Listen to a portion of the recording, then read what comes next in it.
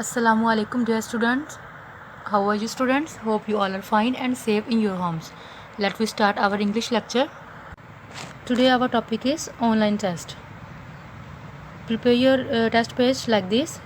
Write the name, ID, class, tick on class if you in Tahfiz, then tick on Tahfiz. If you are in class Nazra, then tick on Nazra. Section, date, subject and total marks of test is 10. Mention the unit number and the unit name. A dengue patient visits a doctor. Question number 1 is tick the right choice. Option number 1 is litter means insects, unhealthy, rubbish. Tick on the right choice. And the second is relief means release pain, reducing pain, no pain. And the option number 3 is chill means feeling of being hot, feeling of cold, both A and B. And the option number 4 is repellent means very unpleasant, very pleasant and causing strong like. And option number 5 is fluids means solids, liquids and gases. Which is the correct option? Tick on the right choice. Question number 2 is how can we protect ourselves from dengue fever? Write at least 5 lines in your own words. आप लोगों ने 5 lines right करनी है अपने words में, ठीक है. Total marks of this question is 5. So students, आप लोगों ने इस टेस्ट को मम्मा या बाबा के सुपरविजन में बैठकर इस टेस्ट को सॉल्व करेंगे और मेंशन डेट को आपने स्कूल में जो है अपना भेजना है ताकि मैं आपका टेस्ट चेक कर सकूं. Our period is over. फी अमानिल्लाह स्टूडेंट्स.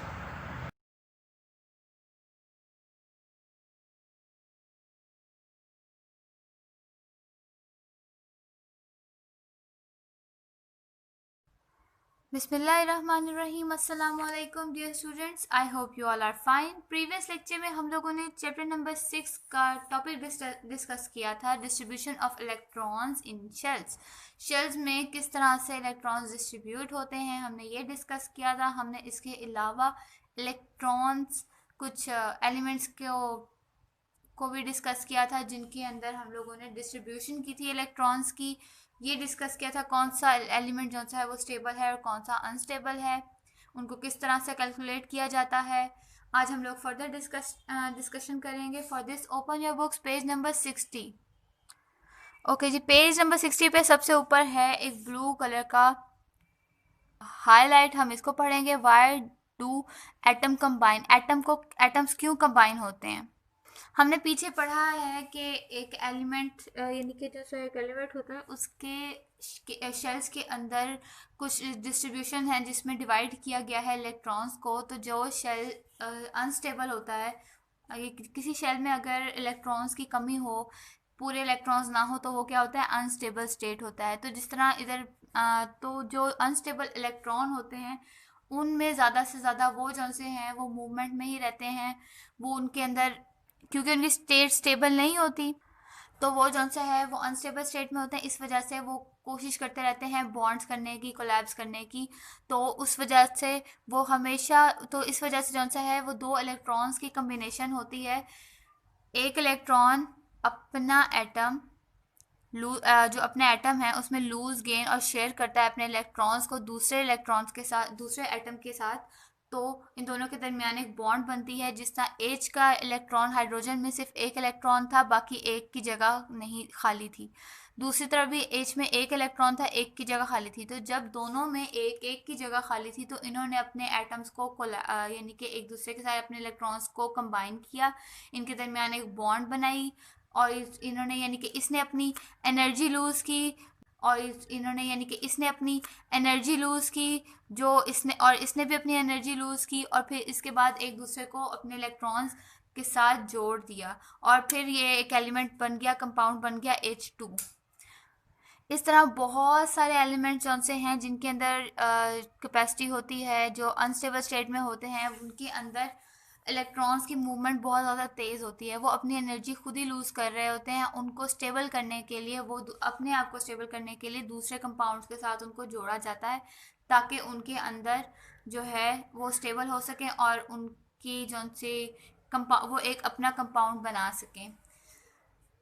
और लेकिन इस तरह नहीं होता कि एक अगर इलेक्ट्रॉन की कमी यहाँ है तो दूसरे में भी एक इलेक्ट्रॉन की कमी है तो उसे जोड़ दें, ऐसे नहीं होता। यानी कि एक में अगर जितनी की कमी हो दूसरे में उतना ही उसे चाहिए हो।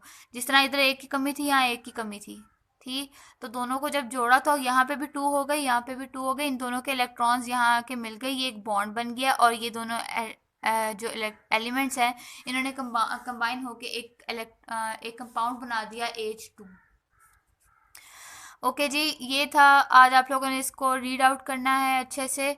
इंशाल्लाह कल आपको नेक्स्ट पढ़ाऊंगी मैं। अपना ख्याल रखिएगा। अल्लाह हाफिज़।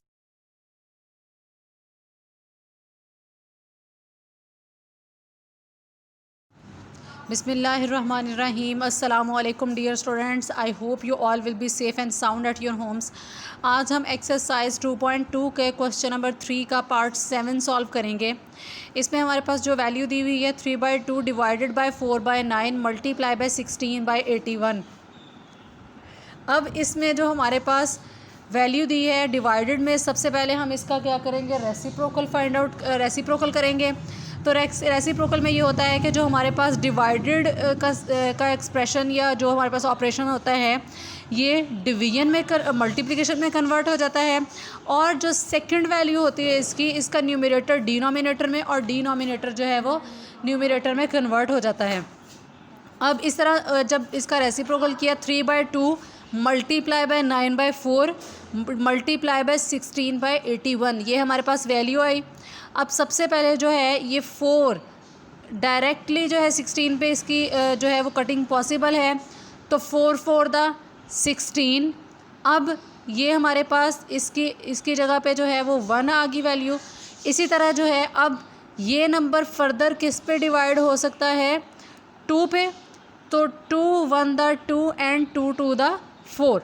इसी तरह ये हमारे पास 9 और 81 ये आपस में एक दूसरे पे डिवाइड होते हैं, तो 9 9 द 81। अब यहाँ पे हमारे पास 1 वैल्यू आ गई। इसी तरह ये जो 3 है, 3 को मल्टीप्लाई करेंगे हम 3 से, तो 3 3 द 9 हो जाएगा। अब यहाँ भी हमारे पास 1 है, ये वैल्यू भी 1 की है। अब और यहाँ 2 है, तो 2 1 द 2 एंड 2 1 द 2, तो हमारे पास आंसर क्या है 2। इसी तरह डिनोमिनेटर की वैल्यू 3 1 द 3 एंड 3 1 द 3, तो आंसर हमारे पास क्या आया है 2/3। अब क्वेश्चन नंबर 12 देखते हैं। -1/2 multiply by 3/5 divided by into -51/40। अब इसमें रेसिप्रोकल जब करेंगे तो -1/2 मल्टीप्लाई बाय 3/5 मल्टीप्लाई बाय -40/51।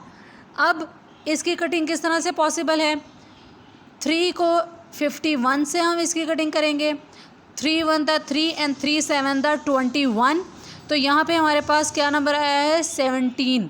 अब नेक्स्ट 5 की कटिंग करेंगे, जब 5 40 पे 40 जो है ये 5 पे डिवाइड कर सकते हैं, तो 5 8 द 40, तो यहाँ पे हमारे पास अब क्या वैल्यू आई है -1 एंड -8, तो माइनस माइनस हो गया प्लस एंड 8 1 द 8। इसी तरह अब इसमें 17 को जब 2 से मल्टीप्लाई किया है तो क्या है 17 2 द 34। अब ये जो है सेम डिजिट पे सेम नंबर पे कटिंग आउट इसकी हो जाती है। अब जब हम इसकी कटिंग करेंगे तो 2 4 द 8 2 1 द 2 एंड 2 7 द 14, तो आंसर हमारे पास क्या आया है 4/17। स्टूडेंट्स, अब आपने क्या करना है कि क्वेश्चन नंबर 3 के पार्ट 7 से लेकर 12 तक के बिटवीन में जितने भी क्वेश्चन हैं वो आपने एज अ होमवर्क करने हैं, और ये जो आपके क्लास में जो आपको क्वेश्चन करवाए गए हैं 7 एंड 12, इसकी भी आपने अच्छे से प्रैक्टिस करनी है। अल्लाह पाक आपके इल्म में इजाफ़ा फरमाए। फ़ी अमान अल्लाह। बिस्मिल्लाहिर्रहमानिर्रहीम। अस्सलाम वालेकुम 7th क्लास। उम्मीद है बेटा आप सब खैरियत से होंगे। जी बेटा, हम पढ़ रहे हैं उर्दू, और उर्दू में आज हम पढ़ेंगे। जी बेटा, आज हमने इस चैप्टर की करनी है रीडिंग। अब ऑनलाइन टीचिंग में तो ये मुमकिन नहीं है, क्लास में तो आपसे 1 बाय 1 रीडिंग करवा ली जाती थी। मैं आपको इसके ख़ास अल्फाज के मायने बता देती हूँ और इस चैप्टर के अबाउट थोड़ा सा गाइड कर देती हूँ। आपने रीडिंग ख़ुद से करनी है। ठीक है, ये ख़ास अल्फाज हैं। रास्तबाजी, सच बोलना, दरोग गोई, झूठ बोलना, एहतराज, बचना, मतानत, संजीदगी, इज्जो इनकिसार, मस्कीनी, तमस्खुर, मजाक उड़ाना, तज़हीक, हंसी उड़ाना, अमेज़िश, मिलावट। ठीक है बेटा, मैं इसके अबाउट थोड़ा सा आपको गाइड करती हूँ कि आदाब माशरत क्या है। सबसे पहले अदाब क्या होता है? अदब की जमा है, इसके मायने हैं तौर तरीके। आदाब माशरत से मुराद माशरे में रहने के तौर तरीके हैं। घर हों, बाज़ार हों, बाहर हों, दफ्तर हों, किसी भी तकरीब में हो या सैरगाह या घर, हर जगह में हो तो हमें अपने माशरती आदाब का ख्याल रखना चाहिए। इन आदाब पर अमल करने वाले को मुहज़्ज़ब कहते हैं। इसलिए हमारे वालिदैन जो हैं और उस्ताज़ा हैं हमें बचपन ही से आदाब माशरत की तालीम देते हैं।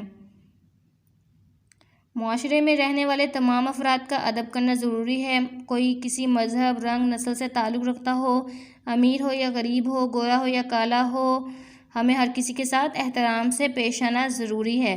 माशरे में सबको हमेशा सच्चाई से काम लेना चाहिए, झूठ बोलने से बचा जाए, सच और झूठ की मिलावट ना की जाए, बेमायनी गुफ्तगू ना की जाए, अखलाक से गिरी हुई गुफ्तगू से परहेज़ करें।